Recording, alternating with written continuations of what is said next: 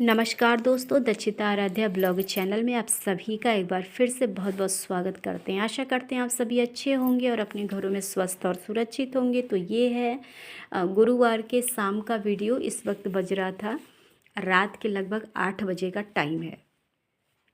तो इस वक्त जो है हम अपने बालों में लगा रहे हैं तेल, और इसलिए क्योंकि बाल है शुक्रवार के दिन धुलना, क्योंकि शुक्रवार को व्रत है मेरा, तो इस वजह से बाल धुलना है सुबह सुबह। तो हम अभी इसी वक्त जैसे रात में ही बाल में अच्छी तरीके से तेल लगा ले रहे हैं। और ये तेल लगाना बाल में बहुत ज़रूरी होता है, कम से कम हफ्ते में 2 दिन।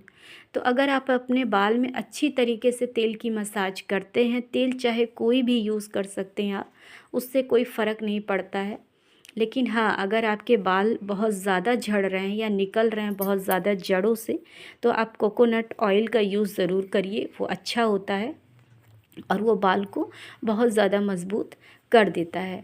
तो यहाँ पर देखिए हम अपने बालों को अच्छी तरीके से लगा रहे हैं तेल खोल खोल करके, क्योंकि जब हम लोग छोटे होते हैं तो मम्मी जो है वो हम लोगों के बालों में इस तरीके से तेल लगाती थी। और अब बड़े होने पर आप वो सोचिए, जब बच्चे घर में हो गए हैं तो थोड़ा सा समय कम मिलता है, लेकिन अपने लिए भी थोड़ा समय निकालना बहुत ज़रूरी होता है। तो इस तरीके से देखिए अपने बालों में तेल लगा रहे थे, क्योंकि दक्षिता जो थी वो कोचिंग के लिए निकल गई थी और आराध्या भी बहुत छोटी है। तो इस तरीके से भी आप अपने, अगर आप घर में अकेले हैं तो भी आप अपने बाल में अच्छे तरीके से बैठ करके बाल को पहले कंघी से खूब अच्छे से फोड़ लीजिए, मतलब झाड़ लीजिए, कहीं पर भी उलझन ना हो बाल में। फिर उसको खोल खोल करके मांग करके उसमें अच्छे से तेल लगाइए और उसको 2 से 3 घंटे के लिए कम से कम ज़रूर छोड़ दीजिए। लेकिन हम तो पूरे रात के लिए छोड़ने वाले हैं, कारण यह है कि अब रात होने वाली है, तो पूरे रात के लिए बाल को इसी तरीके से तेल से अच्छी तरीके से लगा करके छोड़ देंगे, तो बाल में अच्छे से तेल मिल जाएगा और फिर बाल सुबह सुबह धुल लेंगे। आप कोई भी शैम्पू यूज़ कर सकते हैं, लेकिन अगर आपके बाल ज़्यादा झड़ रहे हैं तो आप हर्बल शैम्पू का इस्तेमाल करिए, वो ज़्यादा अच्छा होता है बालों के लिए। तो हम लोग वाटिका शैम्पू का ही यूज़ करते हैं अपने बालों के लिए, ख़ासकर क्योंकि वो ज़्यादा अच्छा होता है हम बाल धुलने के लिए। तो यहाँ पर देखिए बाल अच्छे से तेल लगा दे रहे हैं, और हम लोग आंवले का भी तेल यूज़ करते हैं। आप सभी को पता है कि दिखाए भी थे पहले, खादी का तेल आता है और वो आप मीशो से मंगा सकते हैं। उसमें वो बहुत ज़्यादा अच्छा शैम्पू और तेल दोनों होता है, उसका यूज़ भी बाल को बहुत अच्छा बनाने में मदद करता है। पर ये तो क्या हुआ, पूजा तो करना होता है। और रविवार के व्रत में कितने बजे उठना होता है मम्मी को? 4 बजे। 4 बजे। और 6 बजे तक पूजा नहीं, 5 बजे तक नहा लेना चाहिए। नहीं तो सूर्य देवता जब निकल जाएंगे तो जल चढ़ाने रहेगा तुरंत। जल चढ़ाना रहता है ना। कभी कभी 4 बजे, कभी कभी 3:30 बजे। 3:30 बजे उठना पड़ता है। तो गर्मियों में तो अच्छा रहता है, लेकिन सर्दियों में क्या हो जाती है? ठंडी ठंडी। और आज क्या बनने वाला है? क्या? अभी आज हम लोग का थोड़ा सा कैंसिल हो गया ना। क्या क्या? गाजर का हलवा। चलो कल बन जाएगा। पापा सट्टी जा नहीं पाए, समय नहीं मिला उनको आज। क्यों? काम था बहुत। बोल रहे थे क्या? तो पापा को जाना पड़ गया, आज बहुत जरूरी काम था, इसलिए पापा सट्टी नहीं जा पाए। तो जब पापा कल जाएंगे गाजर ले आएंगे, तो तुम्हारे लिए कल गाजर का हलवा बना देंगे, क्योंकि गाजर तो खट्टा नहीं होता है। नहीं तो उसमें तो चीनी रहता है, दूध रहता है ना। उसमें हम लोग खोआ नहीं डालेंगे, हम लोग दूध डालेंगे। दूध उससे सही रहेगा, बना देंगे। तो देखिए बालों में अच्छे तरीके से तेल लगा लिए। महाराज जी मेरे लिए हीटर लेकर आए हैं, बच्चों के लिए, मेरे लिए, क्योंकि सर्दियाँ इतनी ज़्यादा हैं।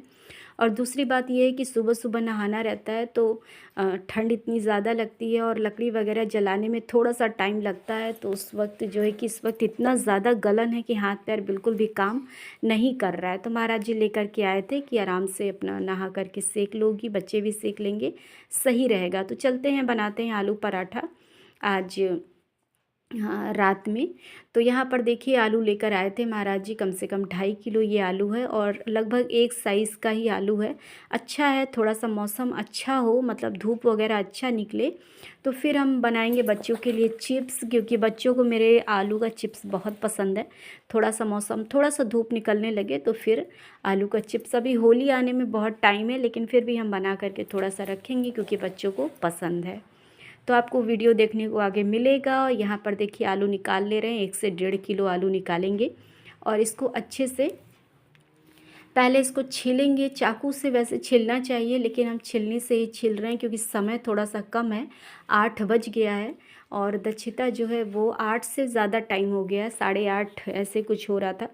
तो दक्षिता का कोचिंग से आने का टाइम हो गया है, महाराज जी भी साथ में ही लेकर के आएंगे तो थोड़ा जल्दी जल्दी काम कर लेते हैं, नहीं तो जो है ना ठंडियों में क्या होता है, खा पी करके सब लोग बिस्तर में आराम करें वही सही रहता है। इधर उधर जो है ठंड बहुत ज़्यादा है तो थोड़ा बचना भी ज़रूरी है और बच्चों को बचाना बहुत ज़्यादा इस वक्त ज़रूरी है। तो यहाँ पर देखिए आलू को अच्छी तरीके से छील करके अच्छे से धुल ले रहे हैं पानी से, और पानी इतना ठंडा है कि पूछिए मत, क्योंकि टंकी का पानी इस वक्त इतना ठंडा है एकदम हाथ लगाने का मन नहीं है। लेकिन जब आप काम करने लगते हैं ना तो फिर ठंड लगती नहीं है, उस वक्त लगता है कि हाँ सब सही है। और जब तक आप बैठ जाइए ना तो फिर होता है कि बैठे रहो, बहुत ज़्यादा गलन महसूस होता है।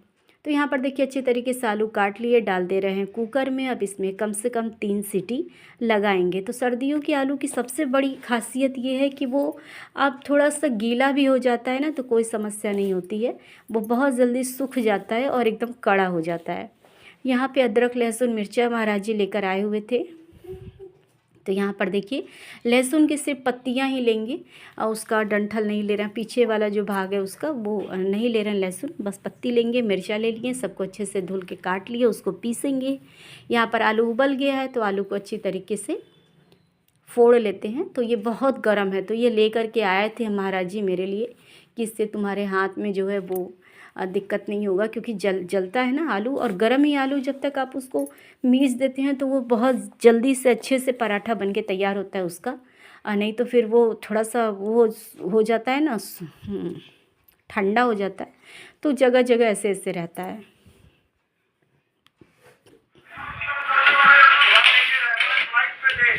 रहमान की फ्लाइट की तस्वीरें आप देख रहे हैं।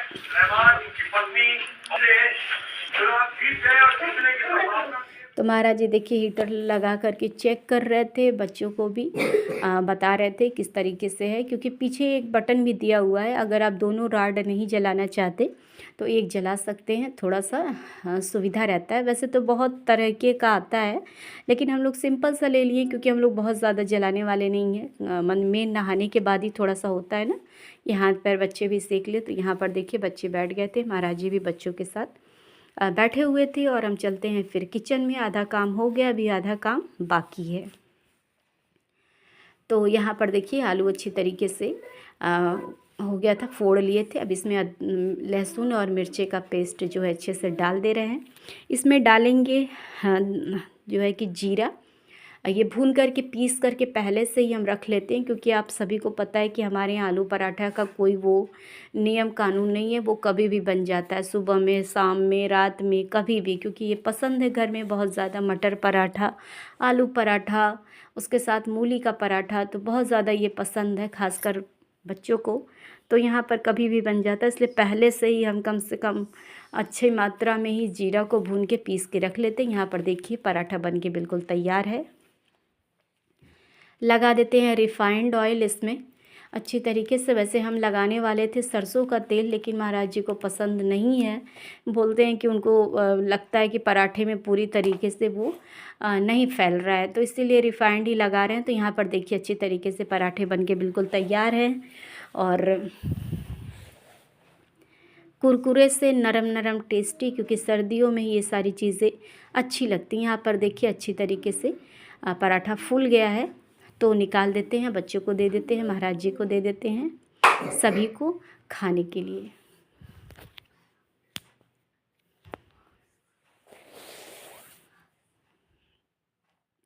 तो यहाँ पर देखिए अच्छे से